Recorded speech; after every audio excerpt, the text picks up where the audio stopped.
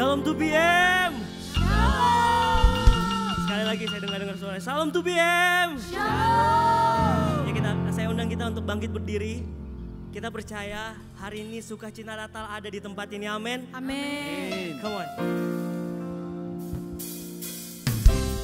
Let's go. Kita mau bernyanyi untuk Tuhan kita. Kita mau naikkan namanya. Kita mau berhimpun bersama. Bernyanyi untuk Tuhan kita. Katakan haleluya. Haleluya. Hai mari berhimpun dan bersukaria. Turut semua ke Betlehem. Marilah pandang Tuhan balas. Teman BM. Sembah dan puji Dia, sembah dan puji Dia, sembah dan puji Dia, Sang Raja. Sorakan haleluya. Haleluya.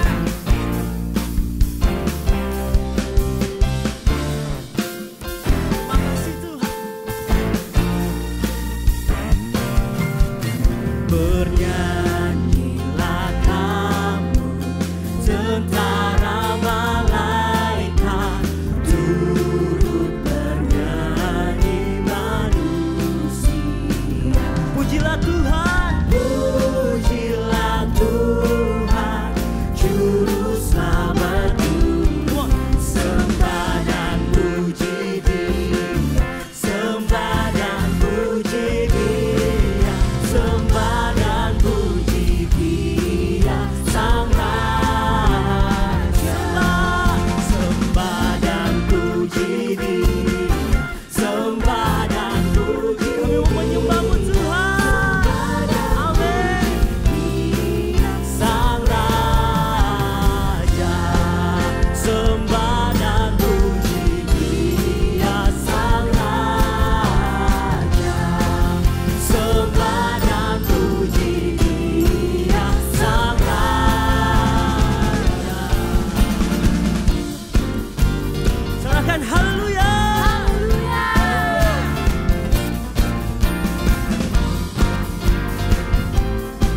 Terima kasih Tuhan. Mari angkat suara untuk BM. Gloria,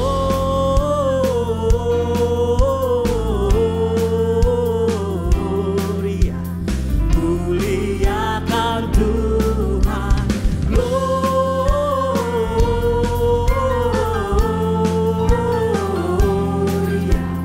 muliakan Tuhan.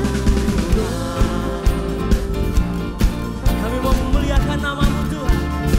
Terima kasih.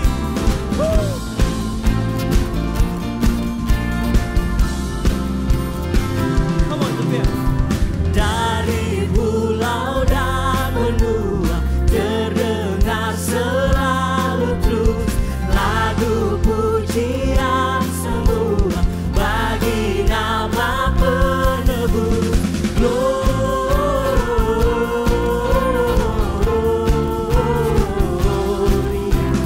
muliakan Tuhan.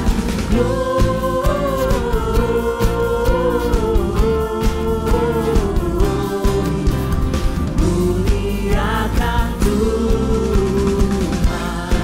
Mari bertepuk tangan di atas kepala kita buat Tuhan kita. Dialah telah lahir untuk kita. Dia juru selamat umat manusia. Yesus namanya. Teman-teman BM. Tinggi-tinggi dalam surga, tentara Tuhan yang kudus, tak lelah bernyanyi juga di hadapan Tuhan. Gloria,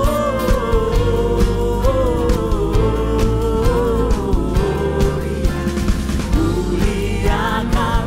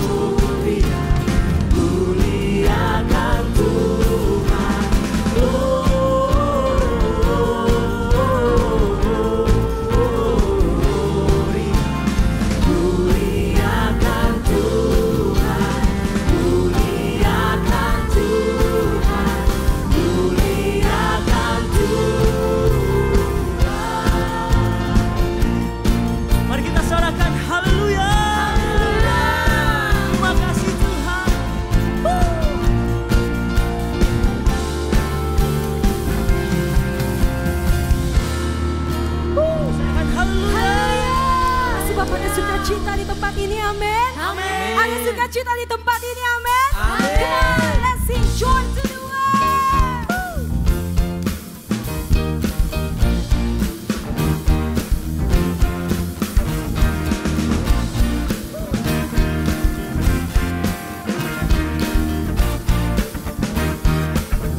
Sing it, come on. Joy to the world, the Lord is come. Let earth receive her King. Let every heart prepare him a room. And heaven and nature sing, and heaven and nature sing, and heaven nature sing.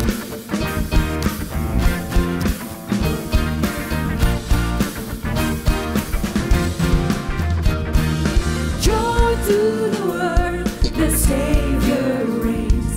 Let men their souls employ. Rough hills and floods, rough hills and plains. Repeat the sounding joy, repeat the sounding joy. Repeat the sounding joy.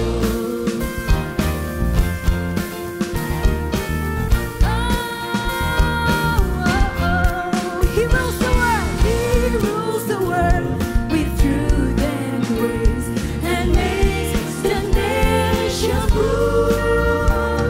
The glories of his righteousness, and wonders of his love, and wonders of his love, and wonders of his love.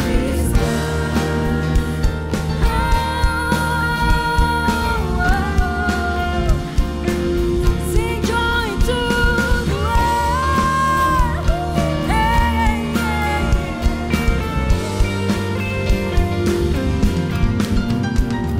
sebab Dia ada kasih yang seperti kasih Tuhan. Sebab itu kami mau nyatakan kami bersuka cita akan Engkau.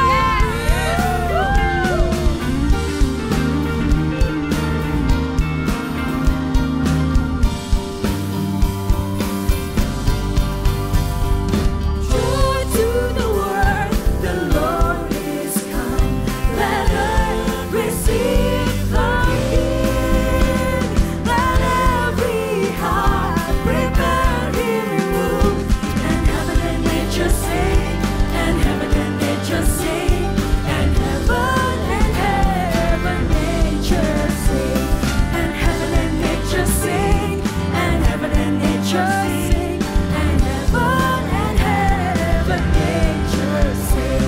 and heaven nature sing, and heaven nature sing, and heaven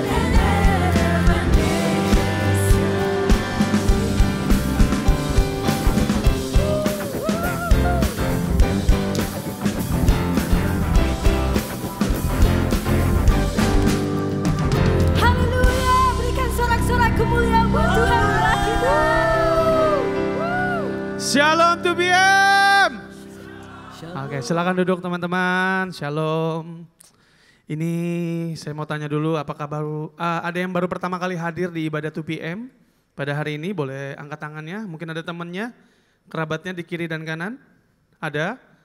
Oke, semua jemaat setia. Kita kasih tepuk tangan dulu buat Tuhan kita. Thank you buat teman-teman ya. Jadi ini lagi suasana Natal, suasana liburan, tapi kita juga tanpa disangka-sangka kayak 2024 tuh jalan cepet banget gak sih? Berasa ya? Nah saya mau nanya dulu nih, kalau 2024 yang udah berhasil melakukan resolusinya ada di sini? Resolusinya ya, ada beberapa ya. Oke, di sini rame nih. Kayak saya di tahun ini resolusi saya mau jadi lebih berotot. Resolusi 2024 ini akan saya jadikan resolusi 2025 saya. Paham ya, karena tidak jadi otot ini tahun ini, tapi nggak apa-apa ya. Ada juga yang mau jadi kurus ya katanya ya, saya tadi nanya resolusi. Ada yang udah berhasil jadi kurus? Bertambah ya? Ya nggak apa-apa ya, berarti Tuhan kasih berkat yang melimpah tuh namanya ya. Oke, teman-teman kita akan memberikan persembahan dulu. Silakan ditampilkan di layar. Nah ini ada QR code buat teman-teman, silakan di depan kalian juga sudah ada QR, di balik kursi juga sudah ada. Sambil teman-teman juga mempersiapkan persembahan, saya akan memberikan beberapa informasi terlebih dahulu ya. Oke teman-teman, setiap hari Minggu kita selalu memberikan informasi buat teman-teman untuk join Cool. Dan saya merasa diberkati sekali pada Cool. Silakan teman-teman. Ya, ini ada banyak sekali Cool di tahun depan. Saya yakin percaya penuh dengan iman bahwa di tahun depan akan banyak sekali dibuka Cool-Cool yang baru. Sesuai dengan passion teman-teman, sesuai dengan minat teman-teman semuanya. Bahkan mungkin profesi ya, lebih lingkupnya lebih kecil lagi ya. Jadi buat teman-teman di depan sudah banyak sekali. Ada yang fitness yang mau memperbesar massa otot, ada yang cool tutuan yang sudah berkeluarga ya. Ada juga yang rejoice, favor dan semuanya ini bisa dilihat di hari dan juga jamnya disesuaikan teman-teman. Ya, ada yang online 2 minggu sekali, ada yang pertemuan offline 2 minggu sekali. Jadi banyak sekali opsinya disesuaikan dengan teman-teman semua ya. Jadi boleh scan QR-nya, cek dulu nggak apa-apa ya. Nanti kita sama-sama bercool di sini tertanam. Dan selanjutnya setelah ikut cool teman-teman, setelah kita mengenal dengan yang lainnya, kita mengenal lebih dalam lagi tentang komunitas ini tentunya. Nggak sampai di situ aja, kita ingin mengundang teman-teman semua untuk join volunteers. Karena kita banyak sekali butuh volunteers di sini teman-teman.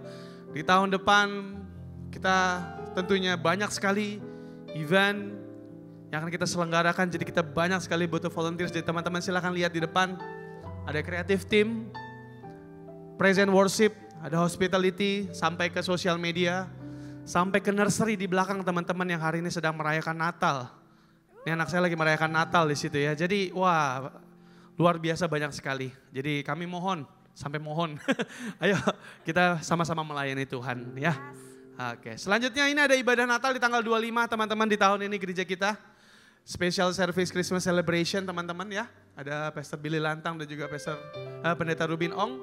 Jamnya bisa dilihat, di foto aja silakan. Oke teman-teman, banyak yang mau foto silakan. Foto dulu jangan sampai ketinggalan. Dari jam 9 sampai jam setengah 12 dan setengah 5. Berarti ada 3 ibadah. Teman-teman pastikan selain kita merayakan Natal bersama dengan keluarga, kita bisa bersama-sama. Sebagai jemaat gereja ini bersama-sama di hari tanggal 25 nanti ya. Tepat di sini juga. Oke, udah ya fotonya ya. Dan selanjutnya kita akan bersama-sama berdoa teman-teman. Kita di sini lumayan banyak hari ini, banyak prayer request yang masuk. Tentunya yang paling pertama itu pekerjaan dan jodoh ya. Yang takut akan Tuhan kali ini Korendi tambahannya. Kalau kemarin cuma pekerjaan dan jodoh. Kali ini mungkin setelah banyak didoakan ada tambahan yang takut akan Tuhan. Keren ya. Nanti yang takut akan Tuhan, yang apa lagi? Yang tinggi kok, yang udah mulai banyak nih entah ngerempet ini. Enggak. Oke, yuk kita berdiri sama-sama teman-teman, nanti saya akan bacakan sambil berdoa ya. Tuhan Bapa, kami mengucap syukur Tuhan untuk hari ini kami boleh beribadah bersama Tuhan, boleh memuji-Mu, menyembah-Mu Tuhan di tempat yang maha tinggi. Bapa, setiap minggu Tuhan Kau tahu Tuhan selalu ada prayer request yang masuk Tuhan dari teman-teman. Kami percaya Tuhan sebelum kami mendoakan pada hari ini Tuhan Kau sudah tahu setiap permohonan dari hamba-hamba-Mu ini Tuhan. Kami ingin bersama-sama hari ini Tuhan mau bersatu hati. Lebih dari 2-3 orang berkumpul kami percaya Engkau hadir di tengah-tengah kami Tuhan. Tuhan kami ingin berdoa bagi teman kami yang rindu ingin mendapatkan pekerjaan yang terbaik Tuhan di tahun 2025. Kami tahu Tuhan, Engkau yang paling mengerti anak ini Tuhan. Kau tahu pergumulannya dia Tuhan, Kau tahu kerinduannya dia Tuhan. Waktu-Mu tidak terlalu cepat, tidak terlalu lambat Tuhan bagi dia. Kami berdoa Tuhan, pekerjaan yang terbaik sudah Kau siapkan Tuhan, bahkan melebihi apa yang ada di pikirannya dia Tuhan, yang timbul di dalam hatinya Tuhan Engkau tahu Bapa. Kami juga memberdoa Tuhan bagi teman-teman kami yang rindu akan jodoh. Tuhan kami percaya jodoh yang takut akan Tuhan sudah Kau siapkan di waktu yang terbaik, di waktu yang tepat. Kami percaya Tuhan jemaat dan teman ini Tuhan akan mempersiapkan dirinya Tuhan level up di tahun depan Tuhan. Bukan hanya fokus terhadap jodoh tapi kami percaya Tuhan secara karakternya Tuhan di level up Tuhan. Secara pikirannya, mindsetnya juga di level up Tuhan Yesus. Dan juga Tuhan teman saudari kami juga berdoa Tuhan untuk didoakan karena dia menanggung beban ekonomi keluarganya, sandwich generation. Kami berdoa Tuhan, kami tahu Tuhan banyak Tuhan dari teman-teman kami Tuhan yang berjuang Tuhan dalam masalah ini. Kami percaya Tuhan Di masalah ini Tuhan, Kau tidak akan pernah lari Tuhan. Dan kami percaya Tuhan, tiada yang lebih besar daripada Engkau Tuhan. Tiada yang lebih besar dari masalah ini Tuhan. Kami percaya Engkau yang terlebih besar. Kami percaya Tuhan, kalau memang kami Tuhan ditempatkan di posisi ini Tuhan, kami percaya kami kuat. Dan Kau sudah mengerti karena kami lebih kuat dari masalah ini Tuhan. Kami berdoa Tuhan, biarlah Kau berkati jemaat ini. Menjadi sandwich generation Tuhan yang harus menjadi penanggung jawab untuk keluarganya Tuhan dalam sisi ekonomi. Kami percaya Tuhan, Kau yang memberkati dia Tuhan, bukan hanya dari sisi ekonomi saja Tuhan, dari semua sisi Tuhan. Kau yang akan memberkati dia Tuhan secara kuat Tuhan Yesus, menjadi pribadi Tuhan yang jauh di atas rata-rata Tuhan. Kami berdoa Tuhan. Dan satu lagi Tuhan, yang terakhir Tuhan, ada teman kami Tuhan yang rindu Tuhan untuk dipulihkan keluarganya Tuhan, suaminya Tuhan, dan anaknya Tuhan. Oh Lord, kami percaya Tuhan hanya darah-Mu Tuhan yang bisa menyembuhkan Tuhan. Kami nggak bisa Tuhan Yesus, itulah Tuhan inti dari setiap doa kami Tuhan. Kami ingin bersama-sama berdoa Tuhan. Kami percaya Tuhan setiap belenggu akan dibebaskan Tuhan Yesus. Tuhan, kami ingin menatap wajah-Mu Tuhan karena kami tahu Tuhan kami lemah Tuhan tanpa Engkau Tuhan. Kami mau Tuhan berjalan bersama Engkau. Please Lord, kali ini Tuhan kami mau kali ini sama Tuhan. Lord, pimpin kami, terutama setiap doa-doa yang masuk ini Tuhan, kami semua taruh Tuhan di bawah kaki-Mu Tuhan. Kami percaya Tuhan setiap doa ini sudah Kau dengar Tuhan, dan kami siap untuk menerima dengan iman Tuhan. Di tahun depan akan menjadi tahun yang terbaik bagi setiap kami. Terima kasih Tuhan, kami siap untuk menyembah-Mu lebih dalam lagi dan siap menjadi tanah yang subur untuk mendengarkan firman-Mu dalam nama Yesus. Amin. Masuk lebih dalam lagi Tuhan, dalam hadirat-Mu Tuhan. Biar Natal ini Tuhan, kami mau menyambut kehadiran-Mu di tempat ini ya Tuhan. Dan kami jadikan Natal ini Tuhan menjadi layak dan berkenan di hadapan. Seperti palungan, layakkanlah hatiku menyambut-Mu Tuhan. Seperti emas kemenyan dan mur, biar hidupku berkenan padamu. Mari sama-sama kita katakan. Seperti palungan, layakkanlah hatiku menyambut-Mu Tuhan. Seperti emas kemenyan dan mur, biar hidupku berkenan padamu. Sebab Natal tak akan berarti tanpa kasih-Mu. Lahir di hatiku hanya bersama-Mu, Yesusku rasakan selalu. Amin Tuhan. Indahnya Natal di hatiku. Mari kita berikan sorak-sorak kemuliaan untuk Tuhan kita.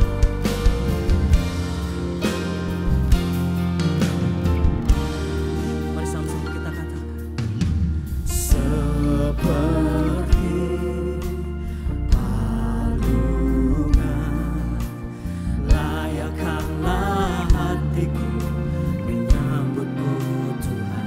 Seperti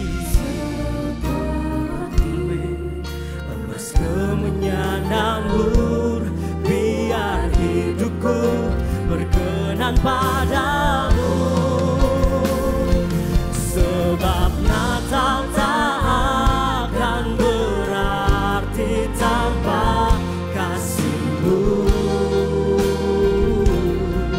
Lahir di hatiku hanya bersama-Mu, Yesusku rasakan selalu.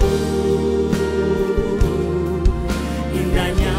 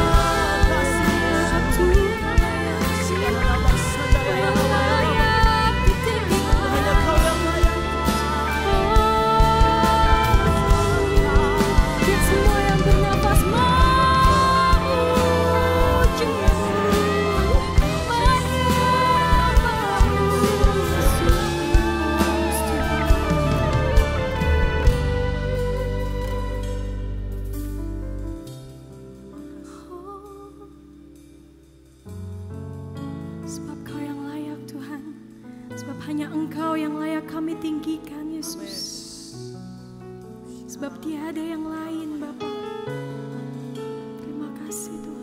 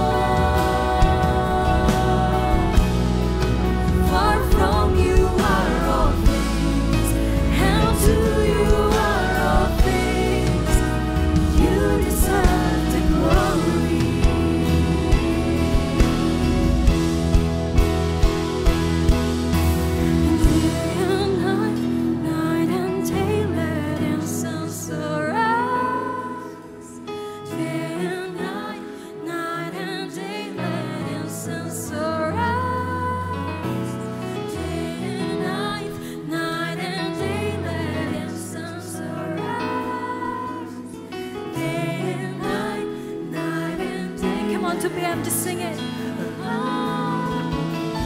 Day and night, night and day, let incense arise. Day and night, night and day, let incense arise. Day and night, night and day, let incense arise. Day and night, night and day.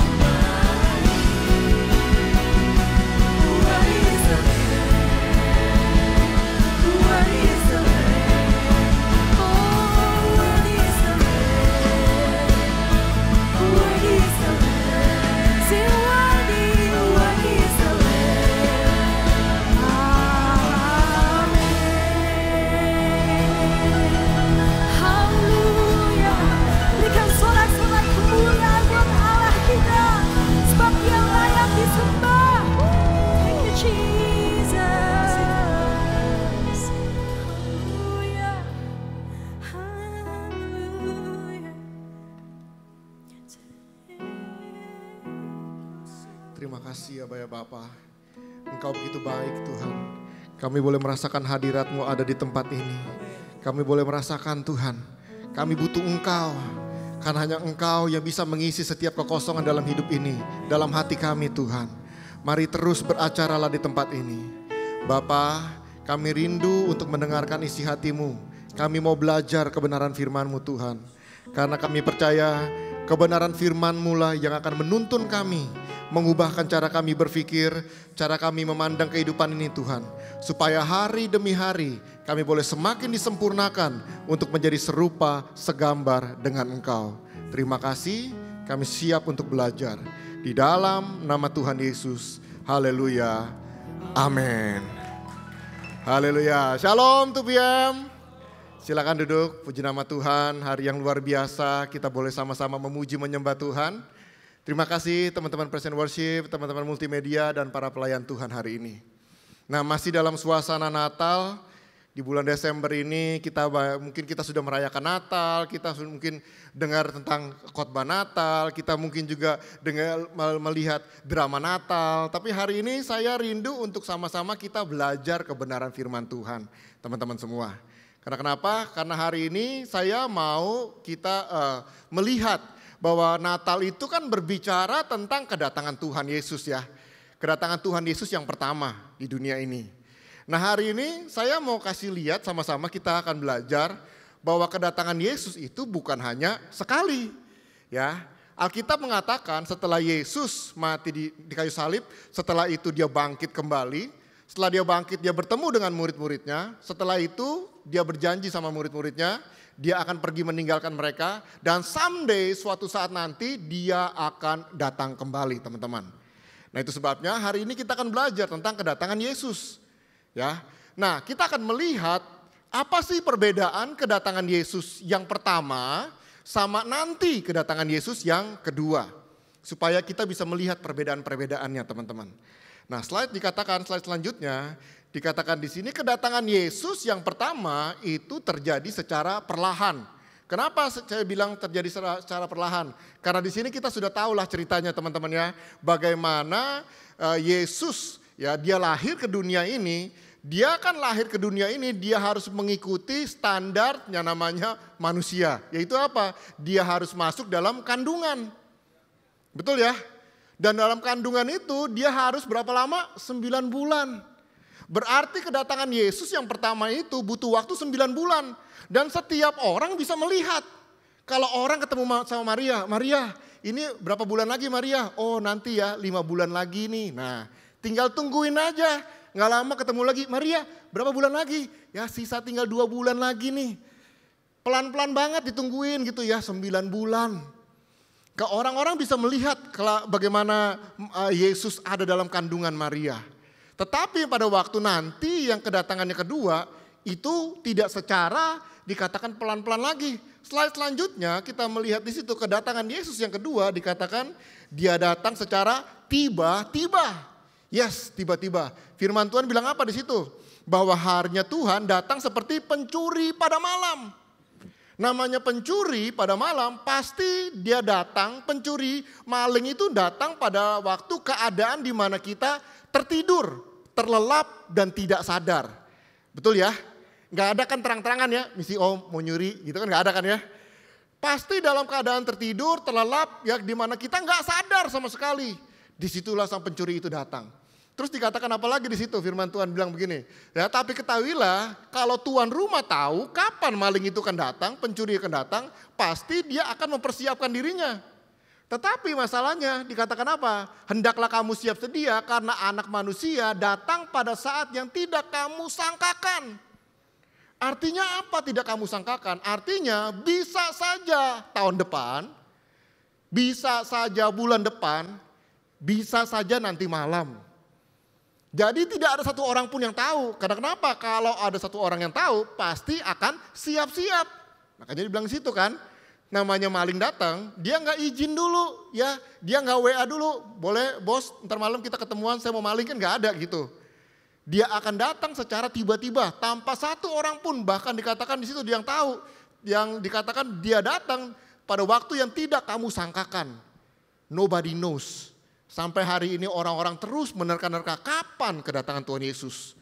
Ya, kalau kita dalam kehidupan kita berarti yang harusnya kita lakukan setiap hari kita berjaga-jaga senantiasa. Amin. Karena tidak ada satu orang pun yang tahu. Dikatakan itu seperti pencuri datang di malam hari. Demikianlah dikatakan di situ apa? Kita harus siap sedia. Amin. Nah, selanjutnya kita lihat lagi teman-teman. Dikatakan pada waktu kedatangan Yesus yang pertama, dia datang dalam keadaan sunyi senyap. Makanya dikatakan apa di situ? Di kota Daud dikatakan di situ. Dia datang di kota Daud, ya tandanya apa? Kamu akan menjumpai seorang bayi dibungkus dengan lampin terbaring dalam palungan. Nah, kalau kita baca cerita Yesus, kita dengar khotbah tentang Natal, kita mungkin ngelihat drama tentang Yesus. Pada waktu dia datang, kedatangan dia itu dalam keadaan benar-benar tidak ada satu orang pun yang tahu kalau nggak dikasih tahu. Benar ya? Butuh ada malaikat turun untuk ketemu sama gembala, kasih tahu, kasih informasi. Butuh orang majus ngelihat bintang baru tahu akan kedatangan Yesus. Berarti kedatangan Yesus sebenarnya nggak ada satu orang pun yang tahu. Kalau nggak malaikat turun tangan, kalau nggak ada bintang di langit, nobody knows teman-teman. Keadaan yang sunyi, senyap. Makanya waktu dia datang di kota Daud, di Bethlehem. Kalau kita melihat Bethlehem itu bukan metropolitan. Bethlehem itu bukan kota besar. Ya, Bethlehem itu adalah kampung, kota kecil. Yang mungkin saja ya jam 6 sore udah sepi, udah gak ada orang. Semuanya diam di dalam rumah. Jarang kita ngeliat tetangga kita, semuanya kosong jalanan. Sunyi, senyap. Itu sebabnya kita nyanyi lagunya apa? Malam kudus. Terus? Sunyi senyap. Kita gak nyanyi rame heboh, enggak kan? Dia bilang sunyi senyap. Kenapa? Memang sepi banget malam itu. Kalau aja gembala gak tahu, gak ada yang datang. Kalau aja orang majus gak ngeliat bintang, gak ada yang datang teman-teman. Ya, di sini kita bisa melihat keadaan pada waktu Yesus datang yang pertama kali, dia datang secara sunyi, senyap. Terus bagaimana nanti kedatangan yang kedua? Apakah dia datang seperti ini lagi? Dalam keadaan sunyi, senyap, sepi. Nah yang kedua, slide selanjutnya kita bisa melihat situ kedatangan Yesus. Ya yang kedua dengan apa? Terang di langit bersama dengan malaikat-malaikatnya. Ternyata beda banget ya. Firman Tuhan bilang apa? Sama seperti kilat memancar dari sebelah timur ke barat dikatakan di situ. Demikian pula kedatangan Anak Manusia. Nah kalau kita lagi hujan-hujanan ya malam-malamnya, kita lihat kalau lagi petir itu nyamber ya, dalam sekejap langit itu tiba-tiba terang, bus gitu kan ya. Terang banget kita bisa ngelihat itu petir. Gak mungkin pas mancar begitu kita, apa tuh gak kelihatan apa-apa kan enggak. Pasti kan kelihatan. Kenapa? Pada waktu langit yang gelap tiba-tiba bisa jadi terang. Nah kemudian dikatakan apa lagi di situ? Kedatangan Tuhan dikatakan Anak Manusia, dia datang dalam kemuliaannya bersama dengan malaikat-malaikatnya. Kalau yang pertama Yesus datang kelihatannya sunyi, senyap. Dia datang sendirian. Tetapi yang kedua dia gak sendirian. Dia datang sama timnya. Ya, sama gerombolannya. Bersama dengan malaikat-malaikatnya. Ada berapa banyak malaikatnya? Nobody knows. Ribuan, jutaan, saya tidak tahu. Tapi yang pasti dikatakan di situ, lihatlah Wahyu 1:7. Dia datang di awan-awan dan setiap mata akan melihat dia. Enggak mungkin ada orang yang melewatkannya. Karena kenapa? Karena yang pertama enggak ada yang satu orang pun yang tahu kalau enggak diberitahu. Tetapi yang kedua dia datang tanpa diberitahu, semua mata akan ngelihat, melotot. Wow, gitu kan, kedatangan Yesus. Ya, semua IG kita, postingan kita, semua pasti akan melihat kedatangan anak Tuhan. Ya, anak Allah yang hidup, Yesus Kristus Tuhan. Pada waktu dia datang, semua pasti akan melihat. Bahkan dikatakan langit pasti ramenya, bukan main. Karena kenapa? Karena dia datang bersama dengan malaikat-malaikatnya. Enggak sepi-sepi aja. Tetapi malaikat-malaikatnya memenuhi langit, datang bersama dengan dia. Pasti ini akan heboh banget. Benar gak sih? Pasti akan wow banget kejadiannya. Dan nobody missed it. Dia bilang tidak ada satu orang pun yang akan tidak melihat dia. Karena setiap mata pasti akan melihat dia.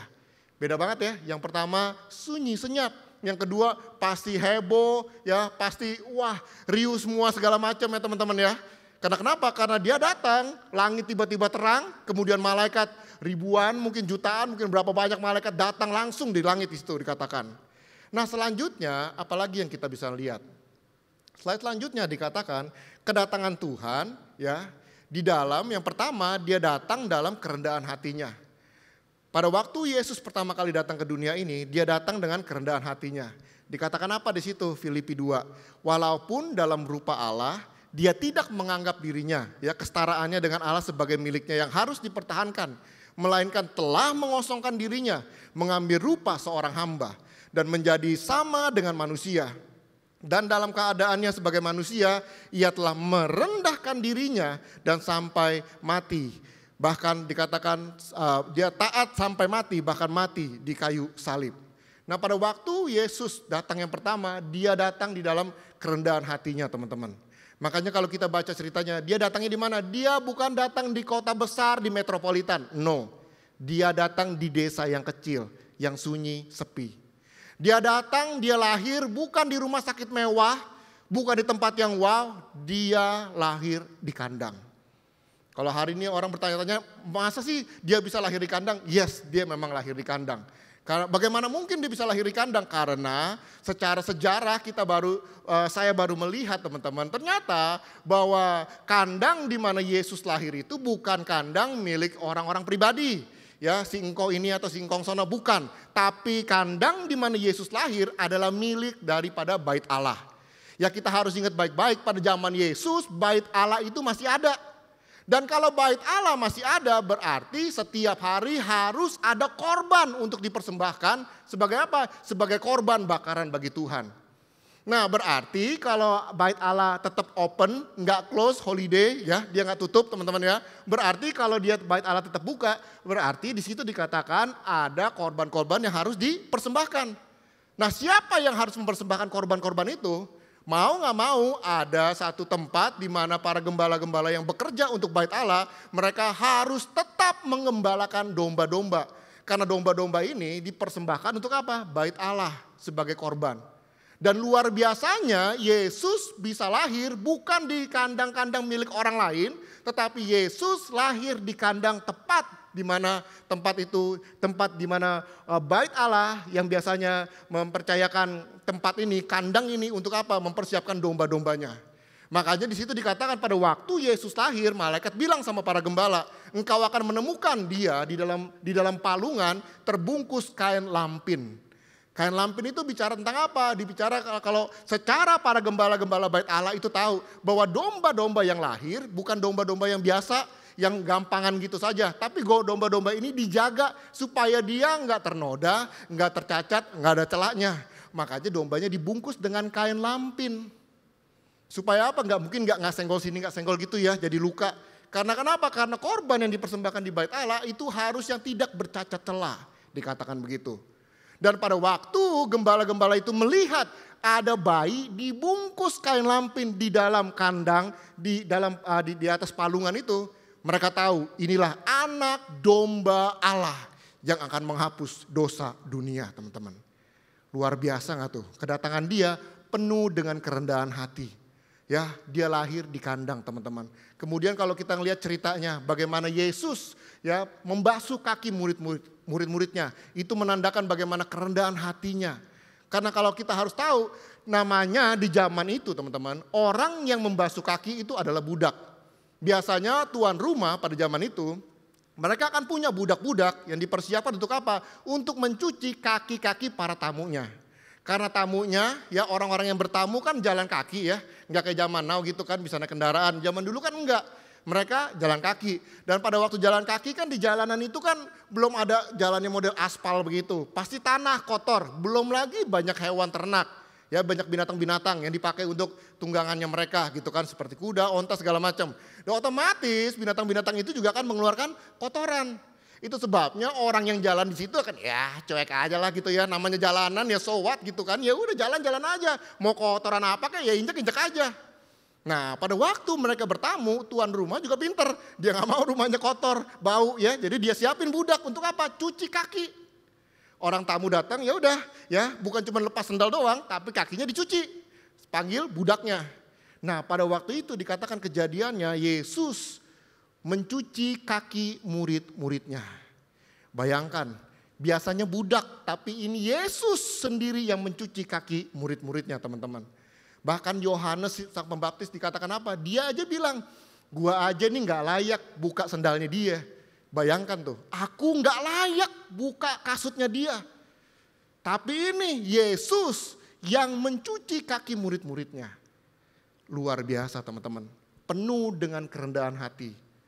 Nah terus bagaimana dong nanti kalau kedua kali dia datang? Apakah dia datang dengan kerendahan hatinya seperti yang Alkitab katakan? Yang kedua, yang selanjutnya dikatakan pada waktu kedatangan yang kedua, dia datang di dalam kemuliaannya. Bukan dalam kerendahan hatinya lagi. Dia datang dalam kemuliaannya. Di sini apa dikatakan? Sebab itu Allah sangat meninggikan dia dan mengaruniakan kepadanya nama di atas segala nama. Supaya di dalam nama Yesus bertekuk lutut segala yang ada di langit, yang ada di bumi, di atas bumi maupun di bawah bumi. Dan segala lidah mengaku Yesus Kristus adalah Tuhan bagi kemuliaan Allah Bapa.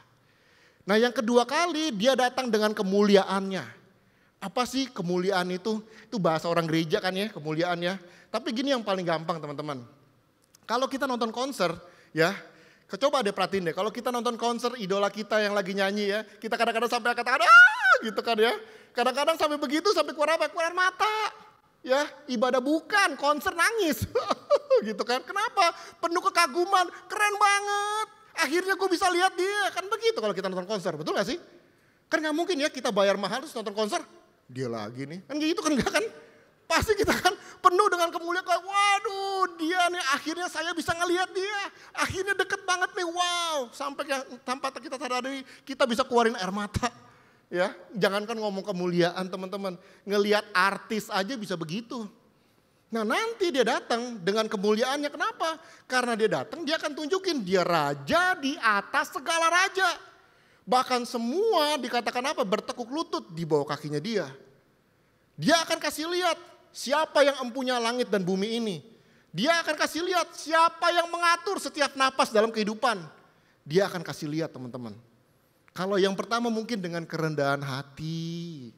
Kalau yang kedua, sorry nih, dia akan show off semuanya. Kenapa? Ya memang karena dia yang punya. Kita mau gimana? Kita kan gak bisa bilang sombong, gak bisa dong. Orang dia yang punya. Orang dia yang ngatur semuanya, dia yang ciptakan segala sesuatunya. Ya dia datang dengan semuanya itu, dengan kemuliaannya. Dia akan kasih lihat teman-teman. Beda banget ya, yang pertama kerendahan hati, kelihatannya gak punya apa-apa. Kelihatannya ya kasihan amat. Tapi nanti yang kedua dia datang dengan full of glory. Dengan kemuliaannya. Haleluya. Nah slide selanjutnya kita lihat lagi, apalagi sih? Slide selanjutnya dikatakan, pada waktu kedatangan Yesus yang pertama, hanya sedikit orang yang menghormatinya. Ya, Yohanes 1 ayat 11 bilang apa? Ia datang kepada milik kepunyaannya, tetapi orang-orang kepunyaannya itu tidak menerima dia. Tidak menerima dia. Sampai hari ini berapa banyak kalau kita ngelihat orang-orang Judaism, orang-orang Yahudi yang belum mesianik, yang tidak mengakui Yesus sebagai Tuhan. Kenapa sih orang-orang Yahudi, orang-orang Israel masih sampai hari ini tidak mengakui Yesus adalah Tuhan? Karena begini, mereka percaya Maria itu ada keturunannya. Tapi kan masalahnya Yesus kan bukan anaknya Yusuf. Bapaknya siapa? Ya, itu penting banget loh teman-teman bagi orang Israel. Makanya kalau kita baca Alkitab kan, apalagi nanti ketemu di bilangan kan, bosan-bosan itu ya, si ini anak si ini anak si ini, memperanakan si ini. Bosan kan? Si ini bin ini binti ini.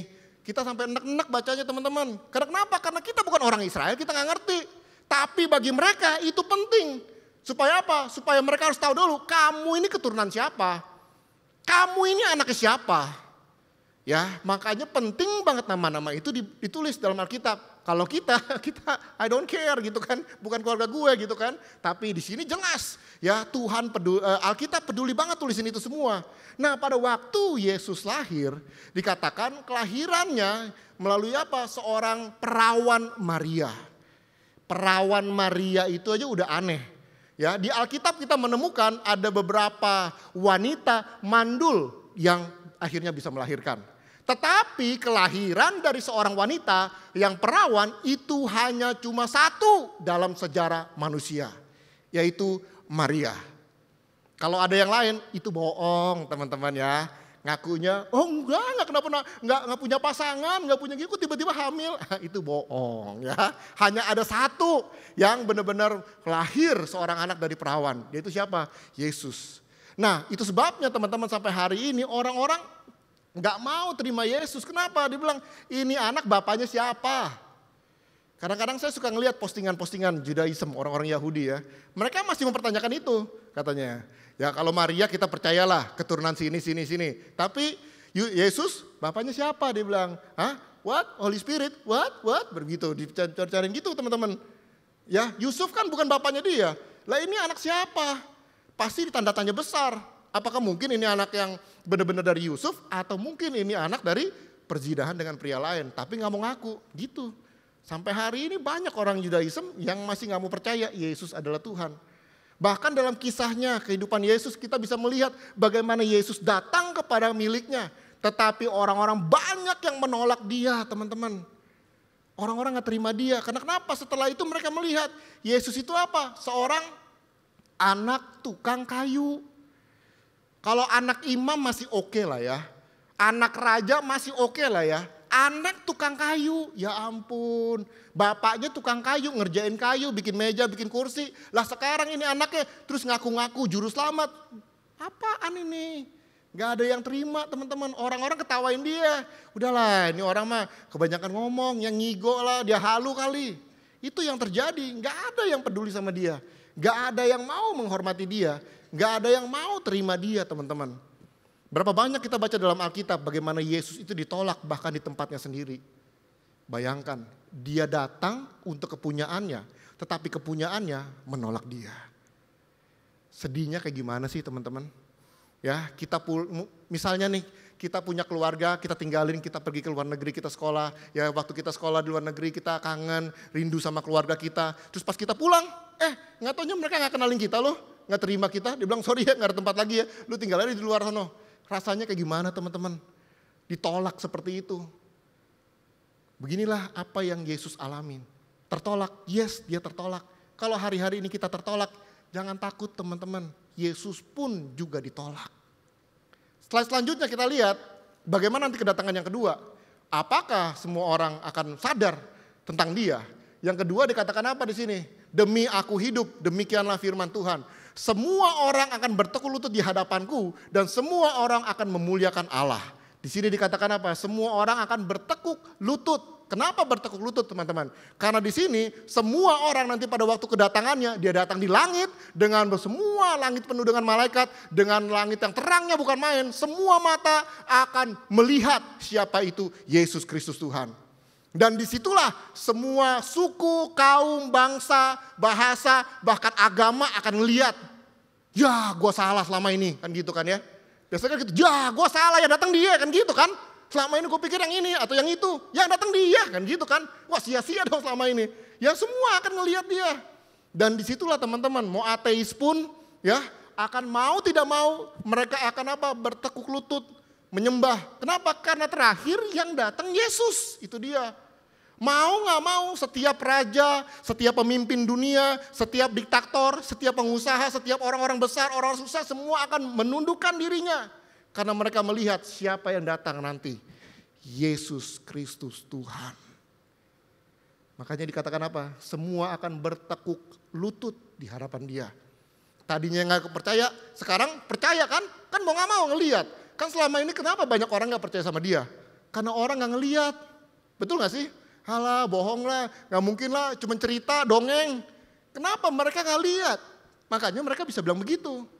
Tapi nanti kedatangan yang kedua, kan tadi di awal kita lihat ya, semua mata akan melihat. Dan pada waktu itulah mereka akan sadar, wah ternyata ini yang benar.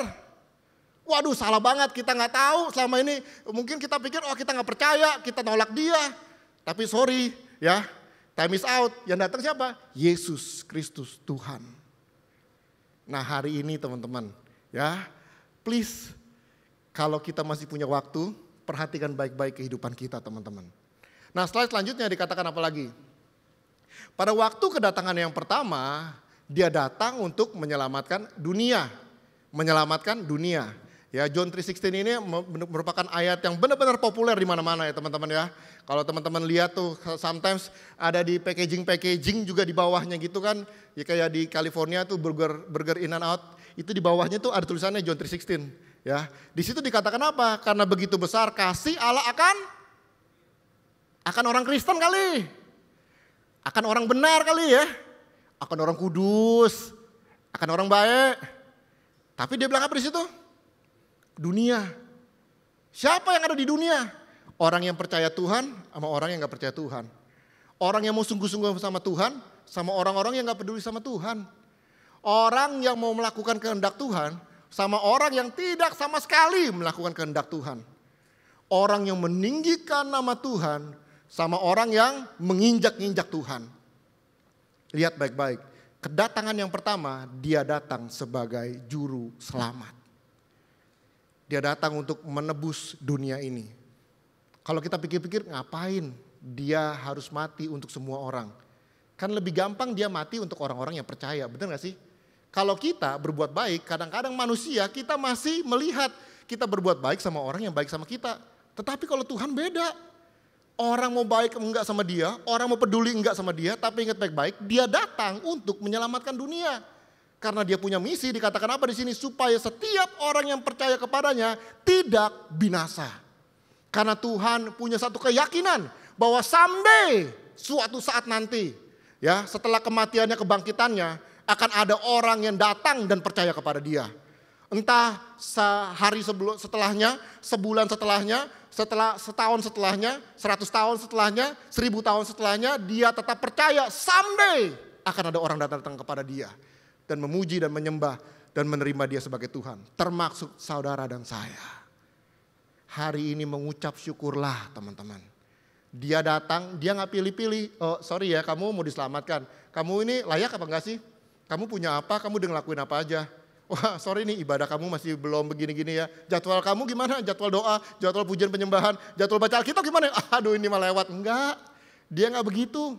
Dia datang untuk dunia teman-teman. Untuk semua orang. Ya, sekalipun ada orang-orang di luar sana yang gak mau kenal dia, bahkan ya ketawain dia, bahkan ya mencaci maki dia. Kan sampai hari ini kita ngelihat teman-teman. Bagaimana orang di luar sana, khususnya kayak di Amerika gitu kan, kita melihat bagaimana nama Yesus itu, Jesus Christ itu sebagai apa? Sebagai makian, swearing, ya. Kalau orang kesandung, ada kucing gitu kan ya. Kalau ini enggak, Yesus kan gitu sebutnya. Itu kan kurang ajar banget teman-teman. Coba nama kita dipakai kayak gitu. Ya kesandung pohon, Charlie, kan gitu kan. Kan gak enak banget kan dengernya. Nah pada waktu pada waktu orang berlakuan itu, dia sebutnya siapa? Yesus loh, Jesus Christ.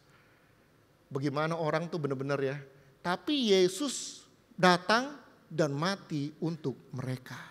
Termasuk teman-teman dan saya. Bayangkan. Lalu bagaimana dong kalau nanti kedatangan dia yang kedua? Nah ini dia teman-teman. Slide selanjutnya. Apakah nanti kedatangan dia kedua sebagai juru selamat? Well, kedatangan dia yang kedua, dia datang untuk menghakimi dunia. Firman Tuhan bilang apa? Ketika ia telah menetapkan suatu hari, pada waktu mana ia dengan adil akan menghakimi dunia oleh seorang yang telah ditentukannya. Sesudah ia memberikan kepadanya semua suatu bukti tentang hal itu, tentang dengan membangkitkan dia dari antara orang mati. Di situ dengan jelas dikatakan apa? Dia akan datang dengan keadilannya, menghakimi dunia. Terus dikatakan apa lagi? Ia akan membalas setiap orang menurut perbuatannya. Setiap orang menurut perbuatannya. Kalau hari ini ada orang-orang di luar sana yang tetap aja ya gak mau percaya sama Tuhan. Kita udah kasih tahu ya tetap gak mau percaya sama Tuhan. Ingat baik-baik teman-teman ya. Someday apa yang mereka tabur mereka akan tuai. Dan apa yang kita tabur akan kita tuai. Dikatakan apa lagi? Dia akan membalaskan setiap orang menurut perbuatannya, yaitu hidup kekal. Bagi siapa? Bagi mereka yang dengan tekun berbuat baik, mencari kemuliaan, kehormatan, dan ketidakbinasaan. Artinya orang-orang yang mau mencari dia, orang-orang yang mau sungguh-sungguh menantikan dia, orang-orang yang tetap percaya sama dia, sekalipun mungkin dihina, mungkin ditinggalkan, mungkin dicaci maki, ada sampai yang mungkin dianiaya atau mungkin dibunuh. Tapi Tuhan akan memberikan upah buat dia. Yaitu apa? Kehidupan yang kekal bersama dengan dia. Nah bagaimana dengan yang lain? Yang gak peduli, yang cuek-cuek aja, yang apaan sih ini Yesus-Yesusan? Dikatakan di situ apa lagi? Tetapi murka dan geram kepada mereka yang mencari kepentingannya sendiri. Ya, yang tidak taat kepada kebenaran, melainkan taat kepada kelaliman. Tuhan adil, adil banget. Kenapa? Karena dia memberikan waktu untuk kita semua teman-teman. Dan juga kalau kita ngelihat pengadilannya Tuhan, keadilan Tuhan itu berbeda dengan keadilan manusia. Ya, hakim manusia itu bisa menjatuhi hukuman sesuai dengan apa? Bukti. Betul nggak? Selama nggak ada bukti, lolos.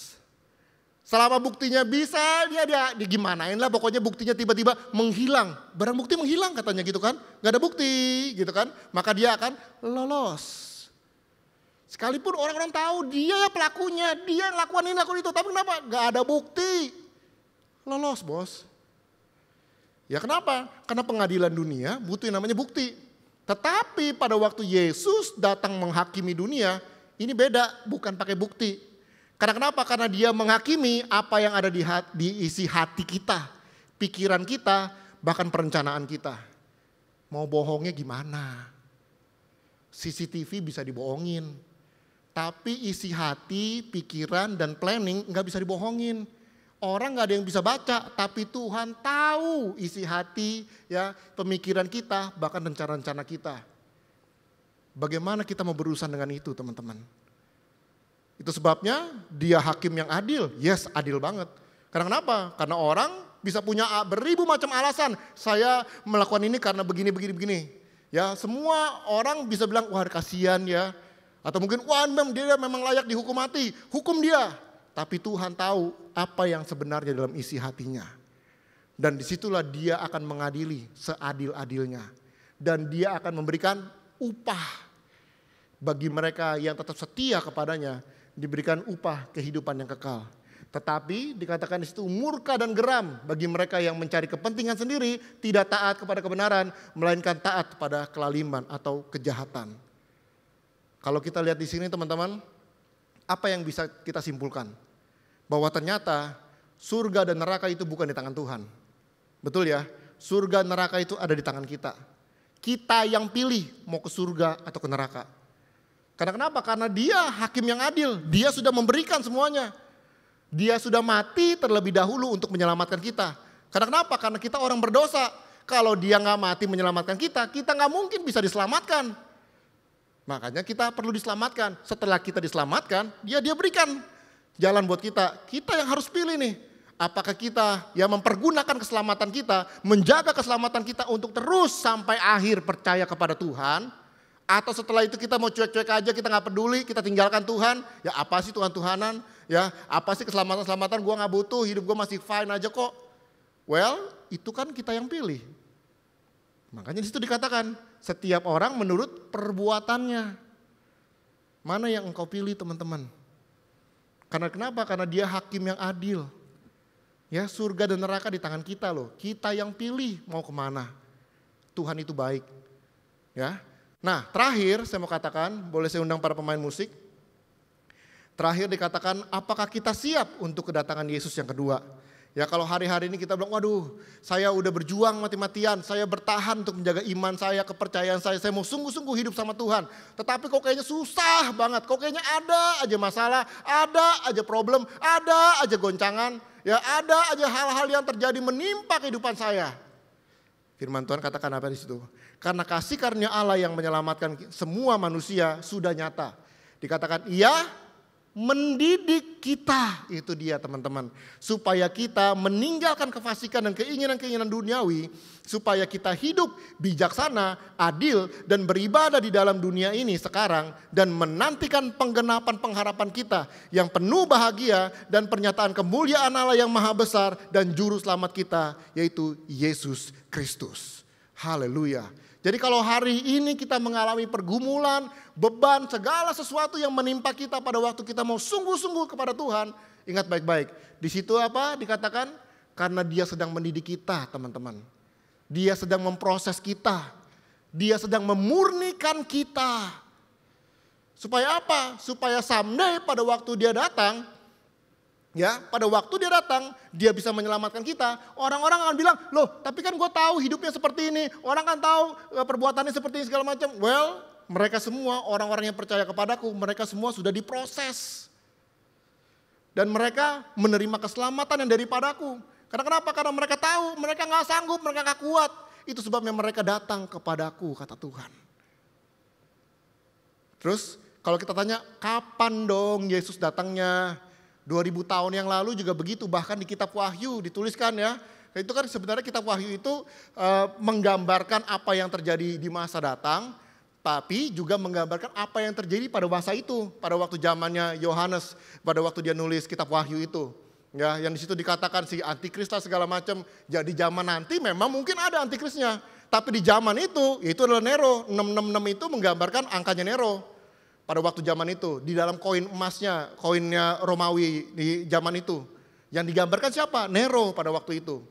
Nah berarti kalau kita bicara kapan Yesus itu datang, kita udah tungguin dari dulu sampai sekarang, mana? Well, firman Tuhan bilang apa? Ia tidak lalai menepati janjinya, sekalipun ada orang yang menganggapnya sebagai kelalaian. Tetapi ia sabar terhadap teman-teman dan saya. Kenapa?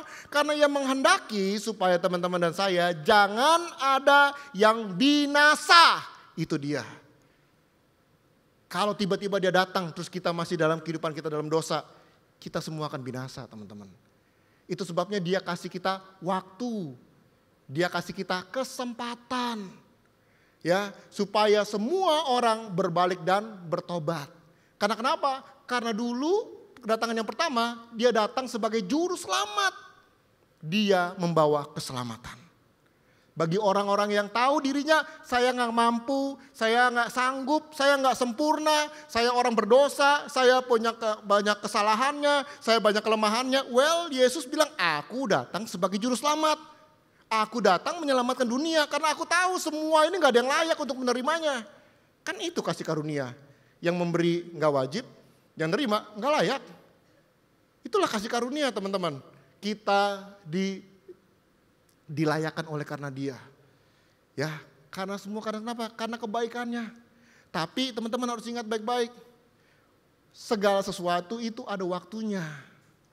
Selagi kita masih punya waktu, mau gak kita pergunakan waktu kita untuk sungguh-sungguh datang kepada Tuhan? Karena kenapa? Dia berjanji loh, dia pasti akan menepati janjinya, teman-teman. Dan dia tidak akan pernah lalai dalam menepati janjinya. Karena itu dia mau supaya semua orang berbalik dan bertobat.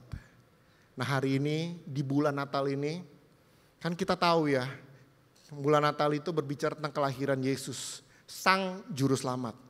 Karena nanti dia datang sebagai hakim, dia membawa penghakiman. Tetapi yang sekarang dia datang sebagai juru selamat. Dia membawa keselamatan. Untuk siapa? Untuk kita semua yang tidak layak. Bahkan orang-orang yang tidak mau mengenal dia, Yesus sudah mati menebus mereka. Karena Yesus berharap someday orang-orang itu mau datang kepada dia. Nah di hari Natal ini, di bulan Natal ini, mau gak kita kasih hadiah yang terbaik buat dia, teman-teman? Bagaimana cara kita kasih hadiah dia? Ya, dia raja di atas segala raja. Dia King of Glory. Apa yang kita bisa kasih? Semua kekayaan, kemuliaan itu dia yang punya. Nah, apa yang kita bisa berikan, teman-teman? Kita bisa memberikan kehidupan kita loh. Karena selama ini kehidupan kita yang milikin. Kita gak pernah kasih sama dia. Kita sibuk dengan kesibukan kita. Tapi di bulan Natal ini, mau gak kita kasih kehidupan kita kepada dia? Sebagai kado Natal, ya, kado ulang tahun. Buat siapa? Buat dia. Karena kenapa? Karena dia sudah memberikan yang terbaik, hidupnya untuk kita. Sekarang mau nggak kita memberikan hidup kita untuk dia? Haleluya. Bila di bulan Natal ini, teman-teman, selagi masih ada waktu, pergunakan waktu dan kesempatan untuk sungguh-sungguh datang kepada dia. Karena kita nggak pernah tahu kapan dia datang sebagai hakim yang akan menghakimi dunia ini. Mari sama-sama kita tundukkan kepala. Bapa, terima kasih untuk kebenaran firman-Mu Tuhan.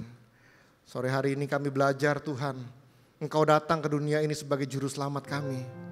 Kami mau katakan terima kasih Tuhan. Siapakah kami? Kami tidak layak, kami tidak sempurna, kami orang-orang berdosa. tetapi Engkau mau mati buat kami untuk menebus dosa-dosa kami. Sehingga kami boleh dilayakkan, kami boleh diangkat menjadi anak-anak-Mu Bapa. Terima kasih Tuhan. Kalau nanti kedatangan-Mu yang kedua, Engkau akan datang menghakimi dunia ini, menghakimi orang-orang yang tidak percaya kepadamu. Tetapi bagi kami orang-orang yang percaya kepadamu, Engkau akan datang untuk menjemput kami semua, supaya kami bisa berkumpul bersama dengan-Mu dan hidup sampai selama-lamanya. Terima kasih Aba ya Bapa. Baiklah kami mempergunakan kehidupan kami sungguh-sungguh Tuhan di hadapan-Mu Tuhan. Hari demi hari kami menjaga hati, perbuatan, pemikiran, bahkan setiap rancangan-rancangan dalam hati kami, dalam hidup kami Tuhan. Kami akan jaga supaya semuanya berjalan sesuai dengan kerinduan hati-Mu Tuhan. Bukan dengan apa yang kami inginkan. Terima kasih Aba ya Bapa. Materaikan firman-Mu dalam kehidupan kami Tuhan. Supaya kami boleh sungguh-sungguh lagi Tuhan menjalani kehidupan yang takut akan Tuhan. Mari jemaat Tuhan, boleh saya undang untuk kita semua bangkit berdiri. Mari kita siapkan hati kita untuk menerima berkat. Kita angkat kedua tangan kita. Jemaat yang dikasih Tuhan, kekasih-kekasih Tuhan, pulanglah, terimalah berkat, damai sejahtera, sukacita di dalam nama Bapa dan kasih karunia yang melimpah-limpah dari Tuhan kita Yesus Kristus dan persekutuan yang manis dengan Roh Kudus. Sampai nanti Maranatha, Tuhan Yesus pasti akan datang menepati janjinya, menjemput kita semua orang-orang yang percaya kepadanya dan hidup sampai selama-lamanya bersama dengan Yesus Kristus Tuhan. Semua yang mau dan percaya sama-sama kita katakan amin. Tuhan Yesus memberkati kita semua.